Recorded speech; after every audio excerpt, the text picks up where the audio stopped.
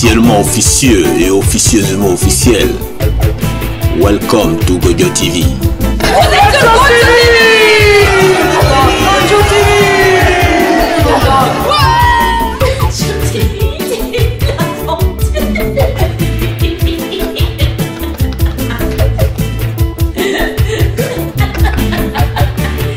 Microphone politique. Qui a dit quoi? Hélène Nougaro. Aujourd'hui, je vais parler Miguel Barceló, qui est un artiste contemporain qui vit en France et en Espagne. Je maintiens que l'échec est un droit et que si on le craint, on ne peut rien faire. Dans l'art, il faut savoir traverser l'échec. C'est toujours après qu'il se produit quelque chose. Mais c'est Godio TV, quoi! Que reste-t-il de nos amours? Que reste-t-il de ces beaux jours? Une photo, vieille photo de ma jeunesse. Que reste-t-il des billets doux, des mois d'avril, des rendez-vous?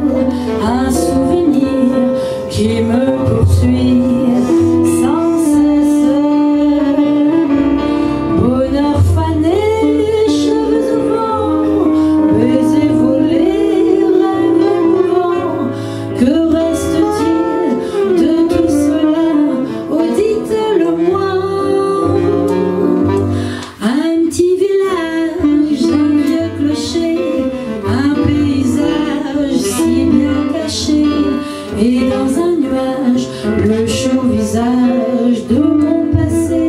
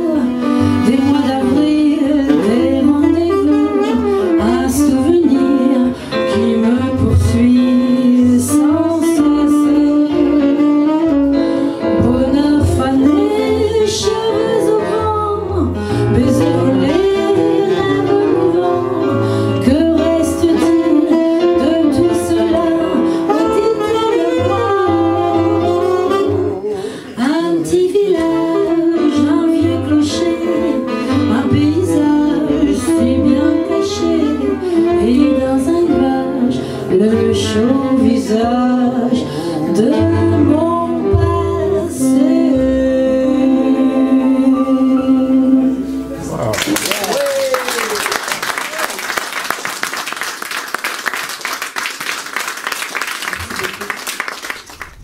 Et voici nos perles de la rue.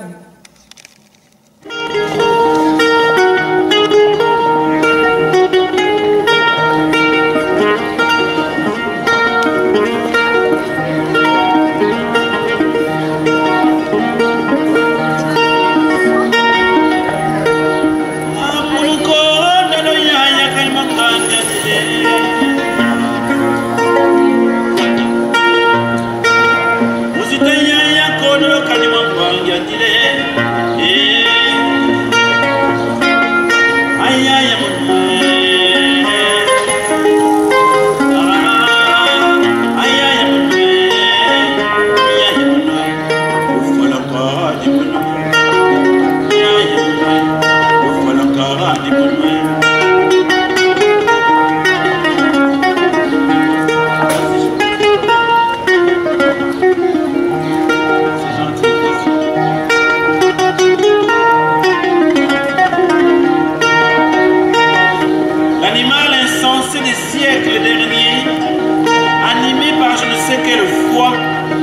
mis le feu à la paille de mon village.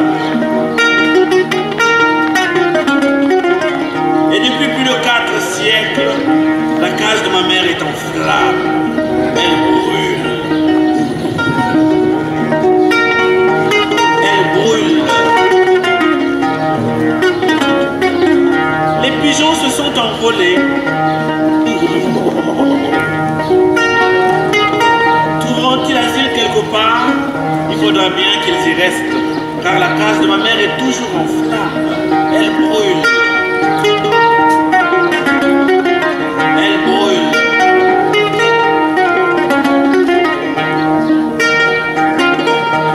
Ils sont venus dans la forêt sauvage chercher le petit singe pour le civiliser.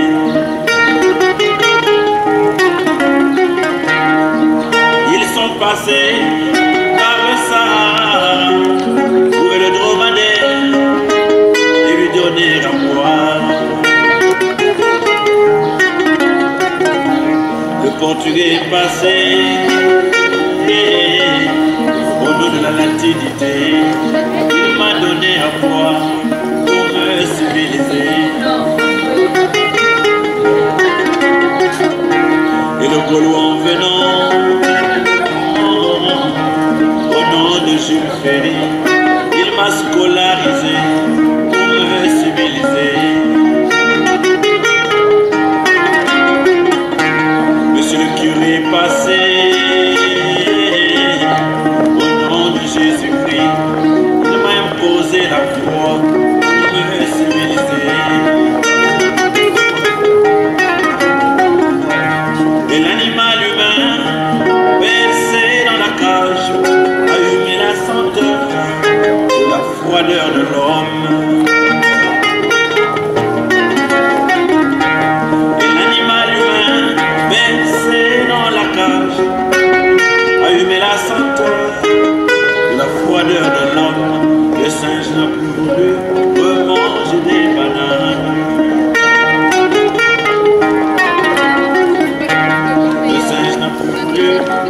Manger des bananes. Et il s'est assis à la table des rois. Dans la chambre du Seigneur, il s'est fait la princesse. Le singe n'a plus voulu remanger des bananes. Et il s'est assis à la table des rois. Dans la chambre du Seigneur, il s'est fait la duchesse.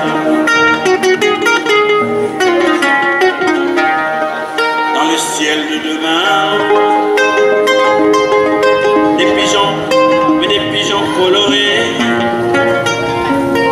Oui, des pigeons sous les toits de Paris, des pigeons à Amsterdam, à New York, à Tanger, à Marseille, à Conakry, à Bamako, à Kinshasa, à Brazzaville, à Dakar. Mais des pigeons noirs, jaunes, blancs, noirs et rouges et noirs, rouges, noirs et jaunes, des pigeons de toutes les couleurs. C'est pour le ciel de demain, pour le ciel de demain, des pigeons, mais des pigeons colorés.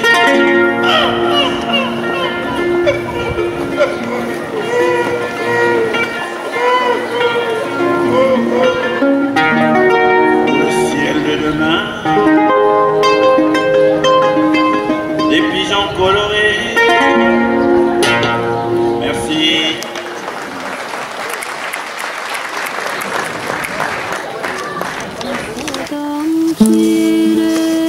Kireçtir benim yüzüm, güleçtir benim odam, kireçtir benim yüzüm, güleçtir benim soyunda gir koynuma, tenim ilaçtır benim soyunda gir koynuma, tenim ilaçtır tenim Baba ben derviş miyim Hırkamı giymiş miyim Baba ben derviş miyim Hırkamı giymiş miyim Ben sevdiğime eller aldım Niye ben ölmüşüm Ben sevdiğime eller aldım Niye ben ölmüşüm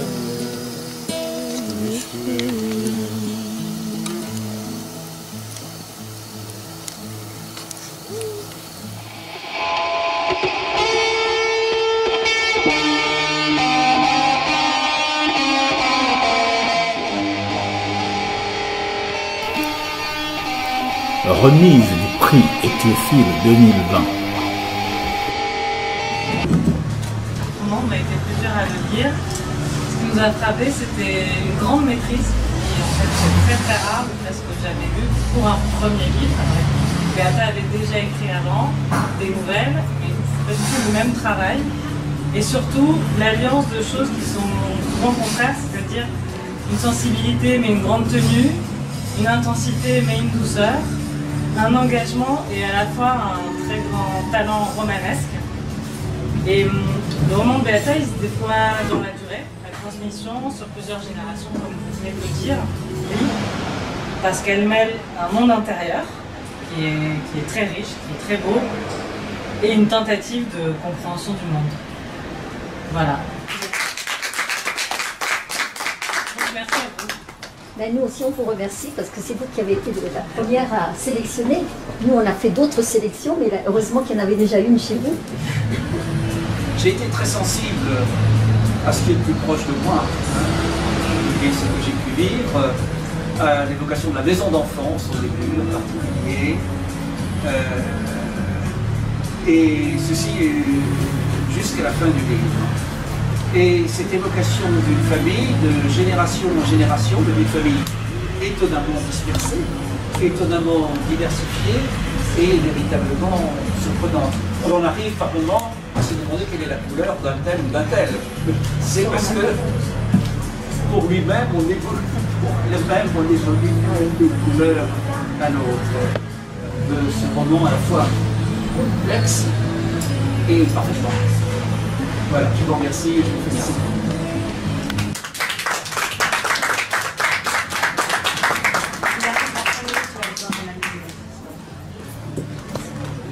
Est-ce que c'est un n'est pas là? Je sais pas, en tout cas c'est... Je peux pas vous dire parce que c'est... Il faut quand même dire que c'est Papa Diop qui a voulu absolument qu'il y ait ce totem, comme il disait, n'est-ce pas? Donc on l'avait choisi ensemble parce qu'on avait démarré depuis 8 mois au départ. Et alors on cherchait justement un animal symbolique et il me disait, cet animal-là, c'est la beauté, c'est en même temps l'intelligence. Donc pour lui l'antilope c'était important. C'était donc important. Voilà. Oui, écoutez, c'est signé A. Alors, mais voilà. pas AH. En tous les cas, c'est une artiste ivoirienne qui l'a créée, Annie Cassébian. Et je lui avais donné tous les éléments et voilà ce qu'elle nous a fait depuis le début. C'est sa création depuis. Voilà. Voilà, Beata, je vous rendrai cet objet en vous félicitant de tout cœur. Merci beaucoup.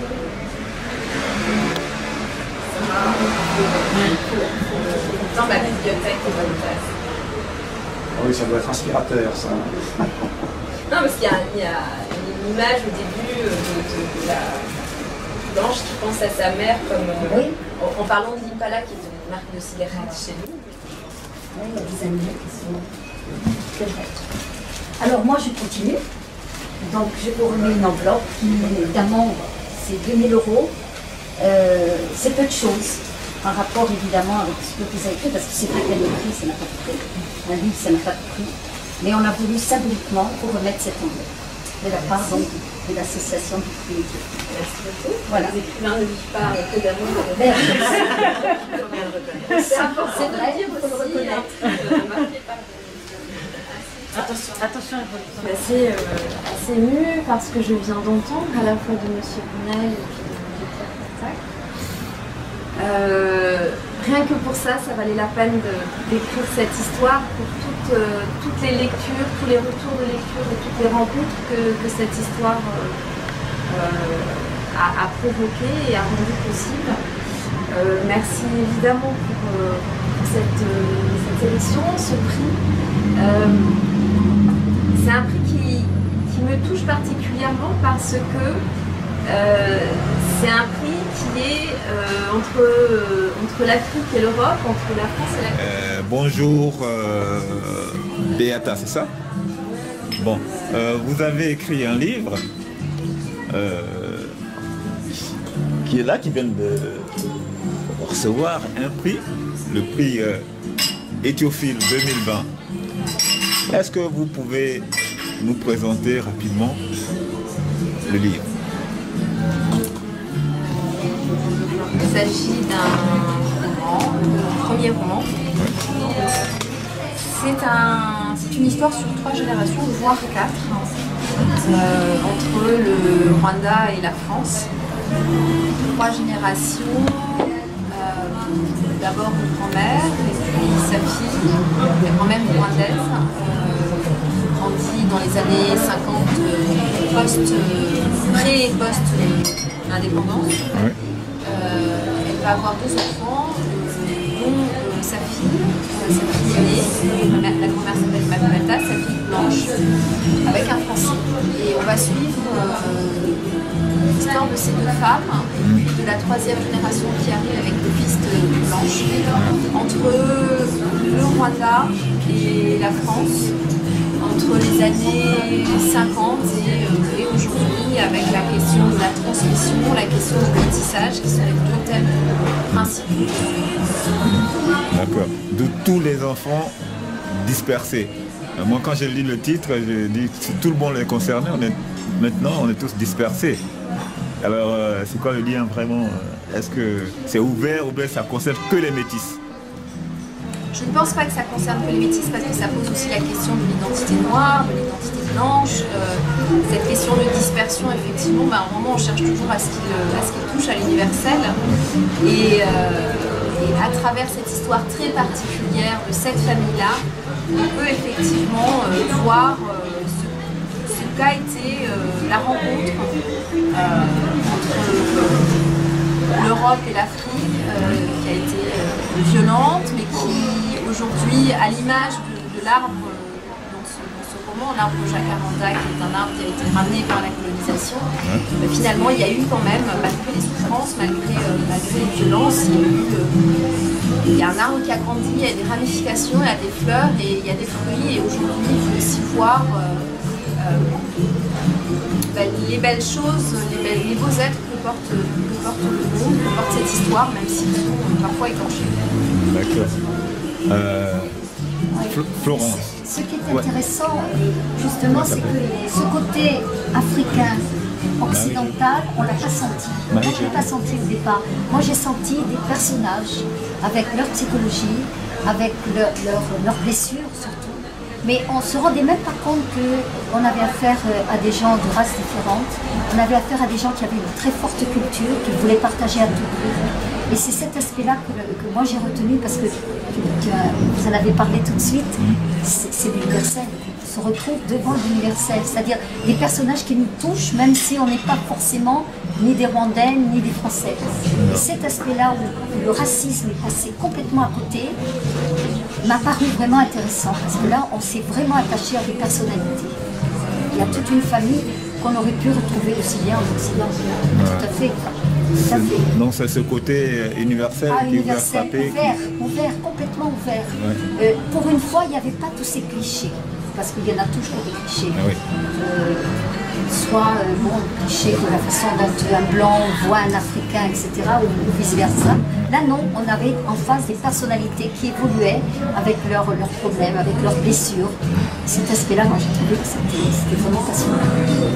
Mais je pense que je fais partie de cette génération d'écrivains et d'écrivaines qui, peut-être les générations avant, étaient plutôt dans quelque chose de performatif où il fallait raconter son peuple au monde. Ça nous a aussi parfois enfermés dans l'idée que quand on écrit forcément sur soi, on écrit forcément notre biographie, on est en train d'expliquer l'âme de son peuple au monde et ça peut être enfermant, ça peut être plutôt. La génération, elle raconte des histoires d'amour, des histoires de transmission, mère-fille, père-fils, et du coup, c'est aussi une façon pour cette génération d'écrivains, d'écrivaines de réclamer notre droit à l'imaginaire, d'écrire des histoires avec des personnages à part entière qui nous représentent entre guillemets personne, même si les deux métisses du roman se battent toute leur vie contre les représentations qu'on a. Justement, cette idée de race, voilà, enfin, la construction sociologique et sociale qu'on a des couleurs des peaux des gens et comment chacun, chacune est amené à se défaire des représentations et de l'enfermement identitaire que la société veut lui apposer. Je vous entends toutes les deux parler de blessures et je voudrais demander s'il y a eu guérison, peut-être par l'écriture, en voyant juste qu'ici, vous parlez des femmes et des hommes qui se sont rencontrés, qui étaient à l'exact opposé et qui nient les dommages collatéraux que leurs amours d'une nuit, d'une vie pouvaient causer. Donc là, l'enfant métis est nommé dommage collatéral, tandis qu'à la fin du livre, c'est tellement dense que je vais lire que la dernière phrase. Nous sommes les rejets du jour d'après qui font mentir les langues médisantes, ceux qui fleurissent contre toute attente. Donc, pour moi, ça parle de guérison. Ah oui, la blessure est cicatrisée. Alors, c'est pas titiller sur les mots, mais moi je parlerais plutôt de rétablissement. C'est-à-dire, la guérison, c'est l'idée qu'on revient au point de départ. On ne peut pas revenir exactement comme la résilience. Alors oui, le mot résilience est beaucoup utilisé pour ce moment. C'est vrai que moi je m'en méfie un peu parce qu'il est beaucoup galvaudé et qu'il a été utilisé pour tout et pour rien. On est dans l'époque de la résilience post-Covid. Donc je fais très attention, mais j'aime bien cette idée de rétablissement, c'est-à-dire qu'on arrive à un équilibre qui n'est pas celui d'avant, c'est-à-dire qu'on a des cicatrices et on ne peut pas les effacer, ces cicatrices. Mais toute la question est de comment on arrive à avoir une vie apaisée les uns avec les autres et avec soi-même malgré ces cicatrices-là. C'est-à-dire qu'on ne revient pas en arrière. Justement, il ne faut pas faire comme si de rien n'était ou voilà, lier l'histoire, mais on avance avec ça. Ou avec une cicatrice, c'est une blessure refermée. Mais pas oubliée. La trace. Mais la guérison, quand même, il y a toujours le passé qui revient. On est guéri au technique, mais on a le passé quand même qui est là, qui est présent dans la guérison. Il y a des traumatismes qui peuvent ressurgir à tout moment, mais toute la question, c'est comment on arrive à aimer, faire des projets, vivre malgré cela. Et surtout, c'est la question toujours de la transmission, c'est-à-dire que si on veut pouvoir être dans une transmission apaisée par rapport aux générations qui viennent, il ne faut pas avoir tout enfermé. Et justement, ce proverbe qui, tout au long du roman, aussi le coup et le couvercle du chagrin, c'est-à-dire qu'il y a eu tellement de souffrance dans cette famille qu'à un moment donné, les choses ont été enfermées, c'est resté là. Et toute la question de la littérature n'est pas tant de guérir que de faire parler et de mettre les mots sur la douleur. Et quelque part, c'est un premier pas vers le rétablissement. La parole littéraire ou la parole orale. Et il est dit aussi que si vous guérissez, vos ancêtres guérissent aussi. C'est beau ça. Ouais. Est-ce que vous seriez d'accord avec ça?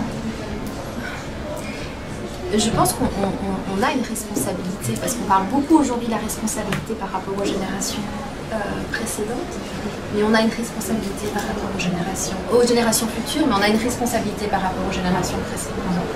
Et c'est pas, encore une fois, cette idée un peu cliché du devoir de mémoire, non, c'est vraiment qu'est-ce que je porte d'eux en moi et comment je fais fleurir cela.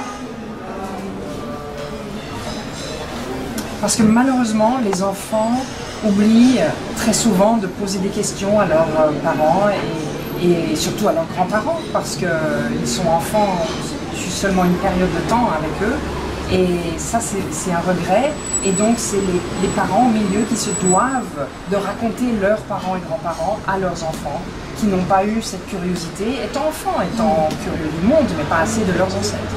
On leur apprend plus tellement, on leur apprend pas tellement les enfants à poser des questions. On leur demande d'apprendre, d'écouter, de se taire. Et pourtant la transmission entre les grands-parents et les enfants, elle est précieuse. Elle est très précieuse. Moi je regrette C'est une tellement richesse absolue. de ne pas avoir assez posé de questions à mes grands-parents.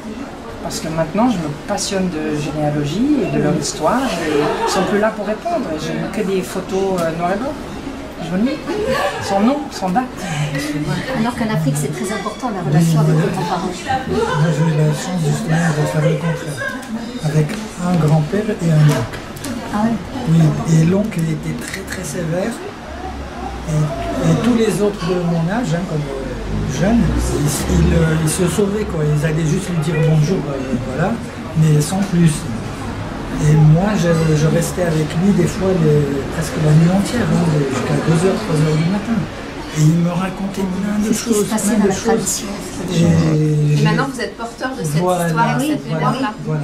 J'ai pas suivi les autres, mes frères et sœurs et tout ça, hein, qui avaient peur de lui et tout, parce qu'il était trop sévère. Même si on se tient, je sais pas, comme ça, il fallait qu'on se tienne droit, ou je sais pas, des choses comme ça. Hein. Alors, quand on est ado, des fois presque on pleure, hein, voilà.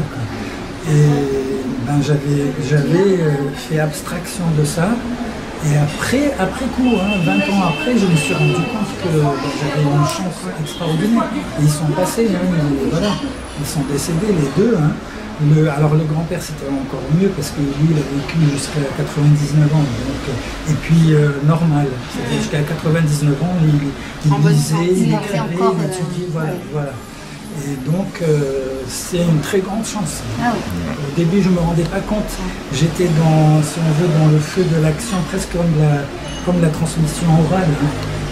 Mais je ne me rendais pas compte de ce que c'était. Mais après, 10-20 ans après, là, je me suis rendu compte que c'était un vrai trésor.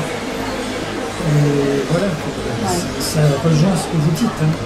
Toutes les deux. Hein, ça, dans la tradition orale, c'est ce qui se passe régulièrement dans les cours. Si je n'avais pas fait ça aujourd'hui, ben, ça veut dire qu'il me manquerait quelque chose. Ah oui, bien sûr. Bien sûr. Là où je voudrais aussi qu'elle nous explique, c'est au sujet de l'écriture. Parce que moi, je suis fascinée par le travail d'écriture. Et c'est ça qui m'a surtout intéressée. Et en tant que, finalement, landaise et vivant en France, comment vous avez retrouvé le rythme traditionnel, les images traditionnelles, toutes les métaphores, quand on a longtemps vécu en France, retrouver tout ce que l'on retrouve dans la littérature orale. Est-ce que c'est inné ou est-ce que vous avez fait des recherches là-dessus, de retrouver cette écriture traditionnelle? Alors cette langue, je la parle encore au quotidien. Oui, mais là c'est le français. C'est extraordinaire. Ça a été fluide, mais je pense que ce roman, je n'aurais pas pu commencer en écrivant directement ce roman. Ce roman, c'est... j'ai commencé en écrivant des nouvelles, oui, avec une langue que je cherchais parce que je parlais spécifiquement du génocide des Tutsis du Rwanda, même si c'était de la fiction, je me sentais de devoir avoir une langue très mesurée, très tenue, étant donné le sujet. Et ensuite, j'ai écrit un peu de poésie. J'ai publié un recueil de poèmes en prose. Et la poésie, ce roman est le fruit de cette rencontre entre la fiction de nouvelles très courte et la poésie qui m'a donné comme des ailes dans une langue. Et je pense que je crois que c'est Patrick Chamoiseau qui dit on parle des langues, français, anglais, kinyarwanda, et puis on a son langage. Et moi, mon langage, ma langue d'écriture, c'est cette rencontre entre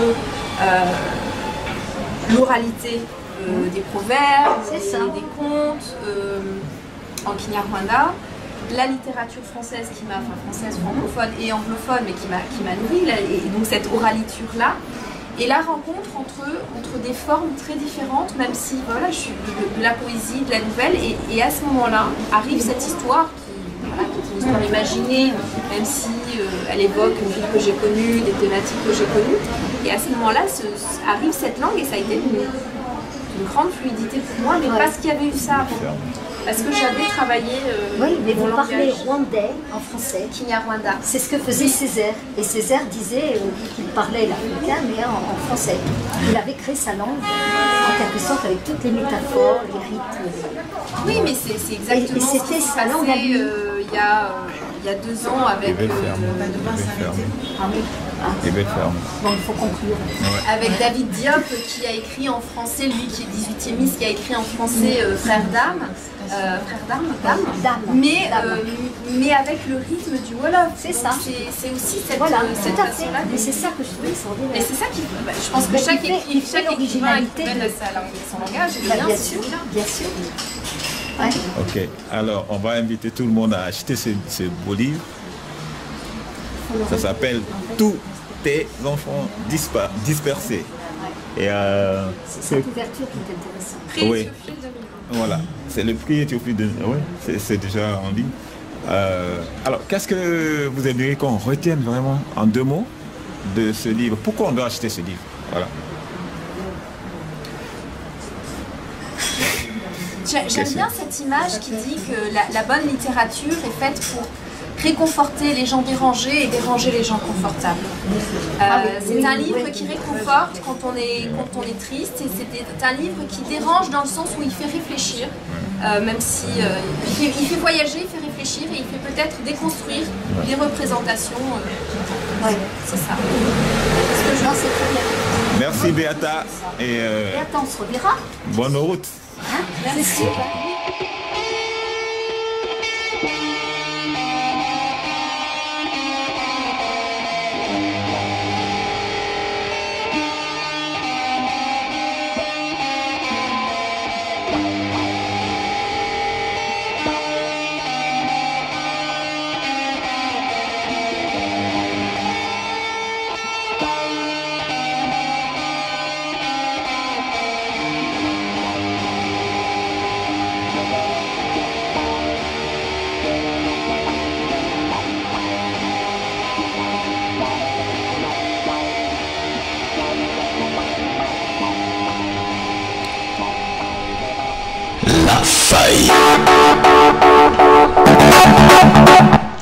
Bonjour, la frayeur est tous les jours une nouvelle idée pour faire peur. Est-ce la seule façon de faire pour contrôler? Bienvenue à Transmission, le journal officiel de www.web. La cour. Un semblant de pouvoir. L'homme faible cherche toujours à faire peur pour pouvoir exister, car il est conscient qu'il est faible. Il vit dans la crainte de tout perdre du jour au lendemain. La seule chose qu'il oublie, c'est que rien ne nous appartient et que sans l'autre, on n'est rien du tout. D'accord. Utiliser la peur pour contrôler. À bientôt pour une autre idée. Au revoir.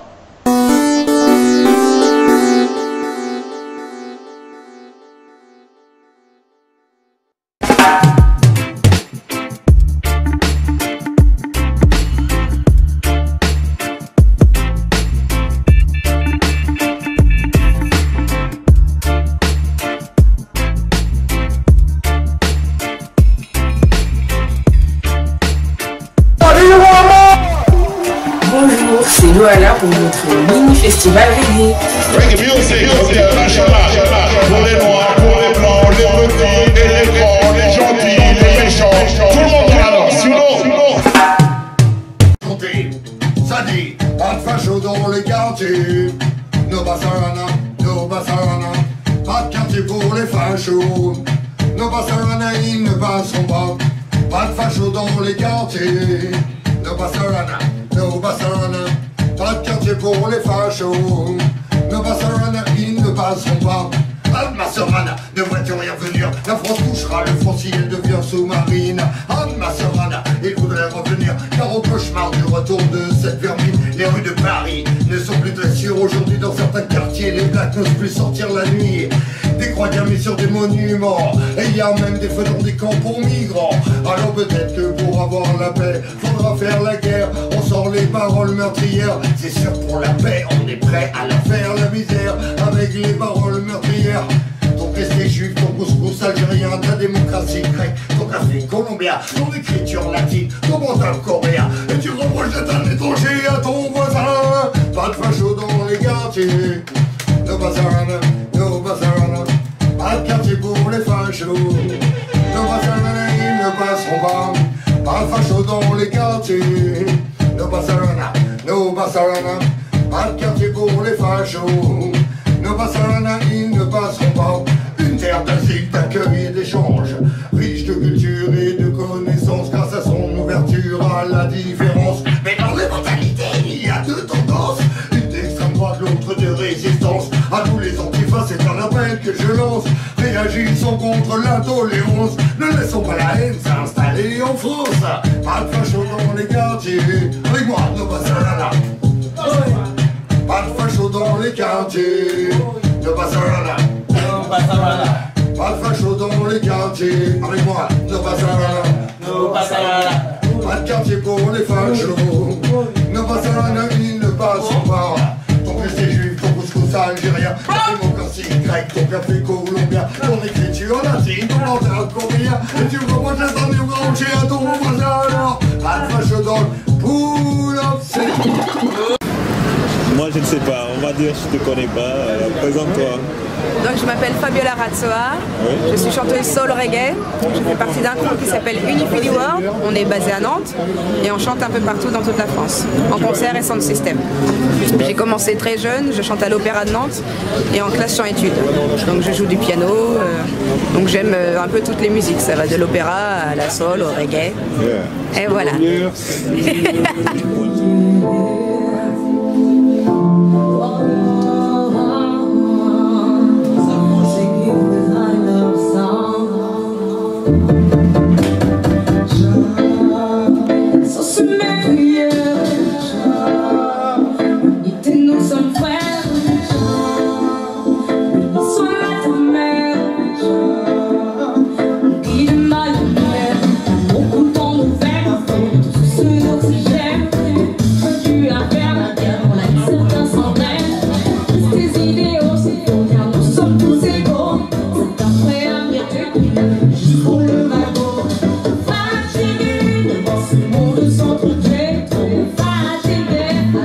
L'amour doit régner, j'ai les décidés, la vie, avec tes poids,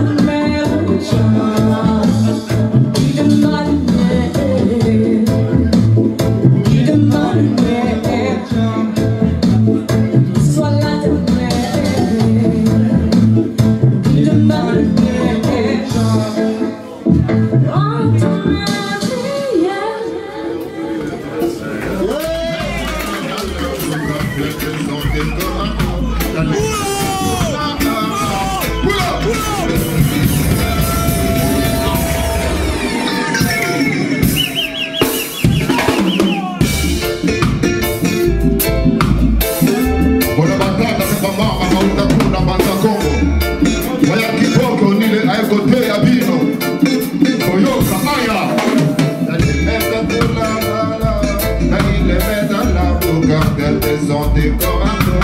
L'année est faite pour la. Et pour ça jusqu'au bout, au milieu du corps, l'année est faite pour la. Mais il les met dans la boucle de son décorateur. L'année est faite pour la. Et pour ça jusqu'au bout, au milieu du corps. Il y en a un qui a grandi, l'autre vient d'arriver. On a celui qui a grandi, l'impression d'arriver.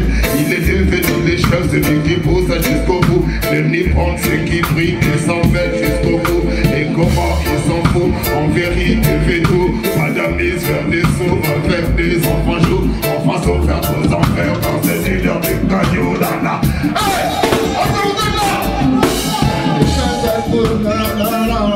Il les met dans la boucle de son décorateur. Elle les met pour la. Et pour ça jusqu'au bout, au milieu du corps. Il les met dans la boucle de son décorateur. Elle les met pour la. Et pour ça jusqu'au bout. Pas de peur, de peur. Souvent je suis pas peur, mais on est tous les travailleurs. Je les vois des vendeurs.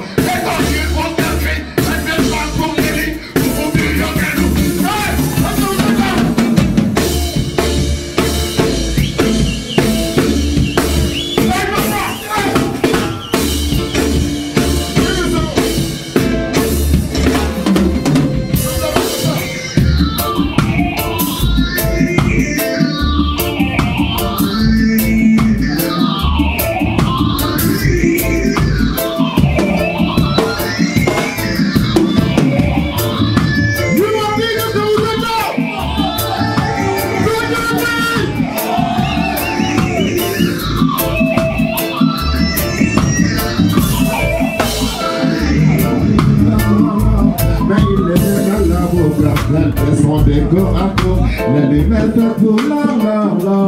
Et pour ça jusqu'au bout, il est décor mort. L'année est pour la. Mais il est dans la boucle de son décorateur. L'année est pour la. Et pour ça jusqu'au bout, pas de peur, tu de peur. Comment tu pas traceur le nom de tous les travailleurs. L'écho du marqueur, le temps qu'il pose la prix. C'est trop pour les lits, on oublie que l'oubli, c'est confiant. Mais toi, pas de peur, tu de peur. Comment tu pas traceur, on est tous les travailleurs. Le son de traceur, le temps qu'il pose la prix. C'est trop pour les lits, on oublie que l'oubli. Bonjour Miel. Je vais te demander de te présenter déjà. Voilà. Ça c'est un big boulot hein, de te présenter. Non, en fait, c'est vrai que j'ai commencé dans les années 92-93 avec le Sound Sister Unity. Par la suite, j'ai pu travailler, j'ai signé chez Agadub, j'ai travaillé sur des compiles. On avait commencé à travailler des morceaux et puis voilà, ma vie de famille a fait que je me suis arrêtée pendant un bon moment. Je suis revenue dans la musique. J'ai beaucoup chanté avec ASS en duo d'ailleurs pendant de très nombreuses années. Et puis je suis revenue, voilà, ça fait déjà pas mal d'années. J'ai à nouveau fait quelques projets sur des compiles, combien, voilà, c'était intéressant. Ça m'a permis de faire des dates, des petites choses, d'avoir une actualité. Et puis de tout ça se dégage que cette année, j'ai fini par rencontrer donc Selector Blunty qui sélecte de son côté depuis pas mal de temps, qui est vraiment strictly vinyle.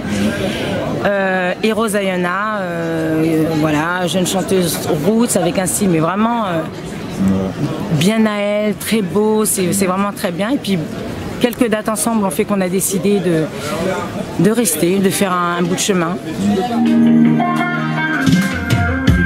J'avais perdu mon chemin, toi mon berger, tu m'as vu, tu m'as tendu la main. J'avais sombré dans l'abîme et ma vie entière n'était vouée qu'à la déprime. Oh Jaja, personne ne m'a tendu la main alors que j'en avais besoin. Toi seul est intervenu alors que moi je n'y croyais plus. Oh Jaja, je suis mon chemin et ma voie, guide-moi vers toi.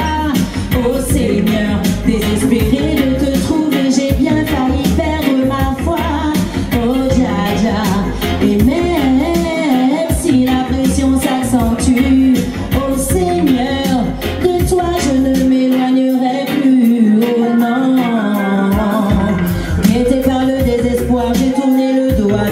que j'avais aimé.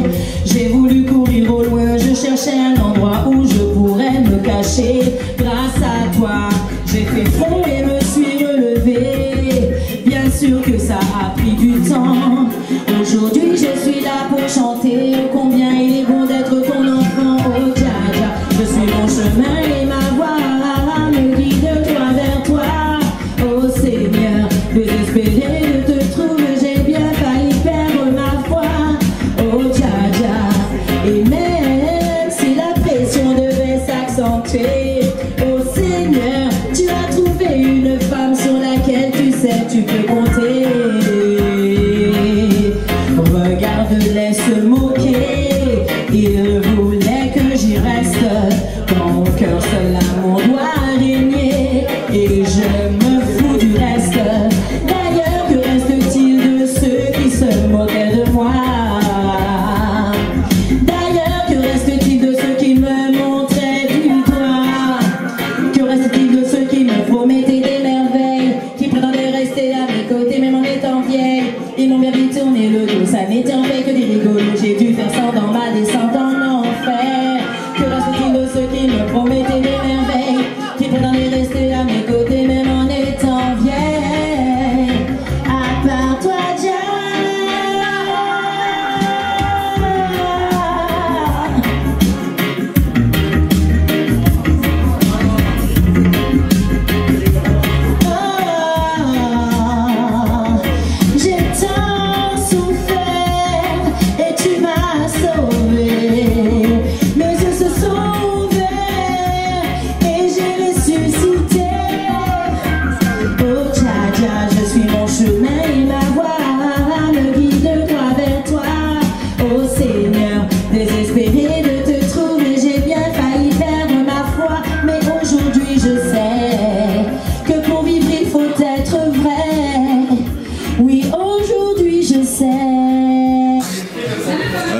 Tu vas te présenter déjà? Alors, je m'appelle Laurie Jessica, j'ai 31 ans. Je chante, je compose, je m'accompagne de la guitare et je fais de la guitare basse. D'accord, et depuis quand tu joues, là, tu chantes? Depuis quand Tu fais la musique? Depuis quand je fais depuis une dizaine d'années. J'ai commencé surtout quand j'étais une petite révélation, on va dire, quand j'étais au collège, à la chorale du collège, où je me suis dit j'aimerais bien faire de la musique. Et ça a commencé comme ça, et puis mon père est musicien, donc du coup ça m'a pas mal aidé en fait dans mon choix. Tu es spécialisé dans une musique précise, tu fais reggae ou bien blues ou bien soul? Non, comme moi je suis assez éclectique dans mes choix musicaux, aussi par rapport à mon parcours musical, c'est-à-dire mes études. Moi j'aime beaucoup le reggae, donc il y a beaucoup d'influence reggae, mais il y a aussi beaucoup de pop et de soul par rapport à ma voix. Donc c'est un mélange des trois, de pop, soul et de reggae. Ça marche. Coup de TV, bye bye. Ok, merci, au revoir.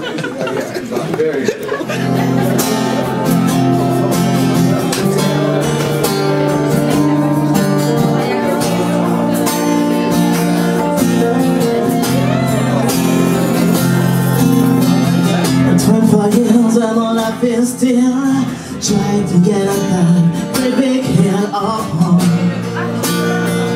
for a destination.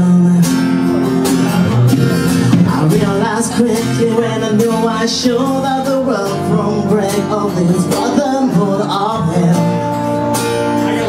Oh, whatever that means. And so I cry sometimes when I lie in bed just to get all of what's in my head.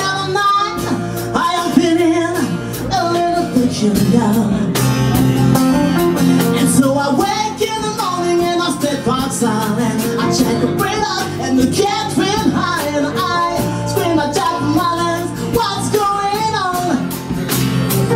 And I say, hey, yeah, yeah, yeah, hey, yeah, yeah. I say,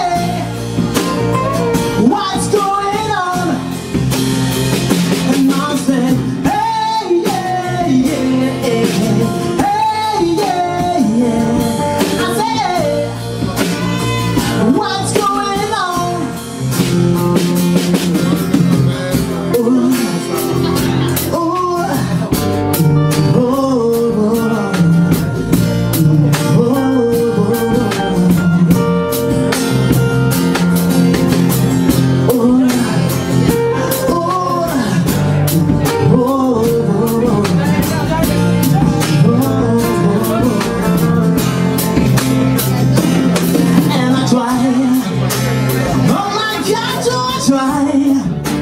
try all the time.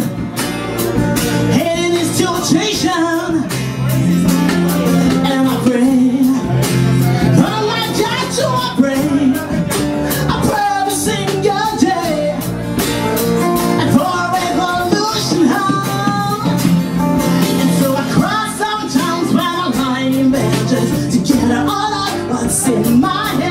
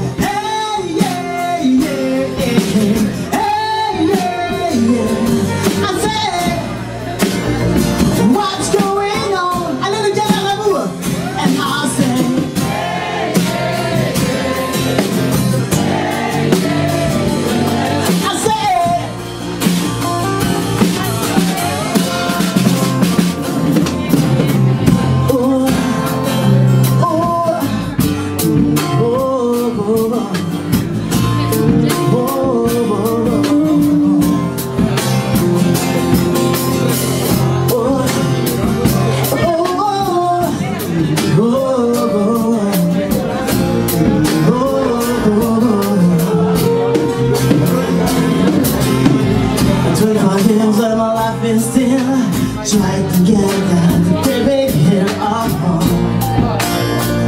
for a destination.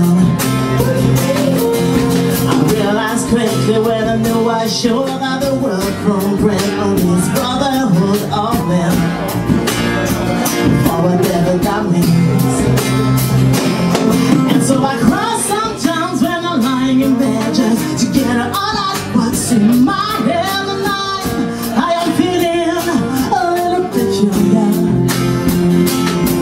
So I wake in the morning and I step outside and I check a breath out and I get real high and I scream at top of my lungs, what's going on? And I'll say, hey, yeah, yeah, yeah, hey, yeah, yeah. I say, what's going on? And I'll say, hey, yeah, yeah, yeah.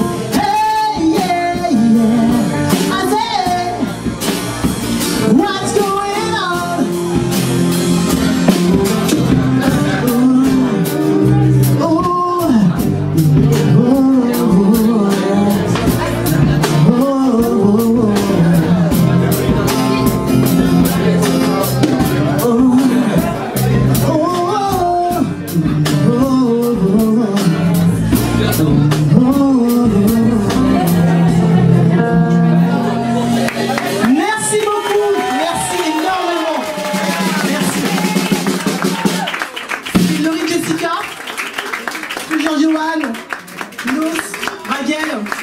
Et moi, Laurie Jessica, merci beaucoup.